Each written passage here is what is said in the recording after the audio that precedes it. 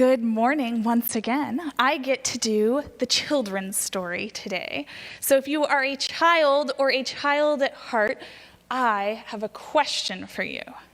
Have you ever been backpacking? Backpacking is a lot of fun.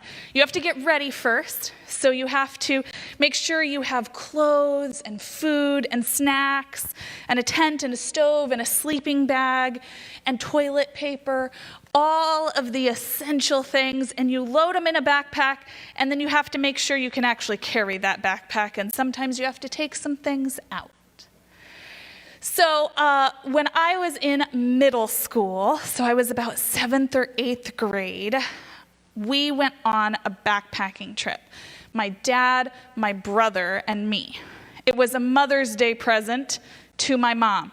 She got the weekend home with a clean house and no one to feed. And my dad was stoked. So he had picked out the perfect location and the perfect weekend, and we drove to the Palouse, and we loaded our backpacks on. We had some extra weight because the campsite we were going to didn't have a water source, so we had to carry all of our water with us. So we start going, and we start going uphill, and then we go uphill some more, and then we go uphill the other way some more, and we climbed uphill all day. And I was very tired. We saw some beautiful flowers. It was sunshiny. We saw a little black bear quite far away, but that was still fun. And then we got to the top and we found a campsite and we started to pitch our tents. And my dad's bad luck kicked in. My dad has a knack for picking the perfect camping weekend where we get rain, snow, or hail, or all of the above on a weekend that was supposed to be perfectly sunny with no precipitation. So we get to the top, we're pitching the tents, and it starts to snow. We had not planned for snow. So we put on all of our clothes, and we're shivering, and we're cold, and we made hot cocoa. And that was the best hot cocoa that I have ever tasted. It was the same hot cocoa packets that we had at home, but it tasted so much better after a long day of walking uphill and with cold fingers clutching the cup.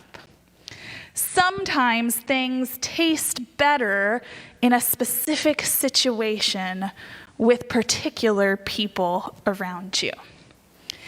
In Matthew chapter 26, Jesus is having the Last Supper. He's celebrating Passover with his disciples. And this is what Matthew chapter 26, verses 26 and following says. As they were eating, Jesus took the bread and after blessing it, broke it and gave it to the disciples. And he took a cup, and when he had given thanks, he gave it to them, saying, "Drink of it, all of you. I tell you, I will not drink again of this fruit of the vine until the day that I drink it new with you in my Father's kingdom." Jesus is waiting to drink grape juice with us in heaven. And I think that will be the best grape juice ever, because sometimes things taste better in certain situations with particular people. And I think that grape juice with Jesus sounds like the best kind of grape juice ever. So today we are taking communion, and you should each have a little pre-packaged cup with you, or we had some juice boxes in the lobby for kids who wanted juice boxes instead.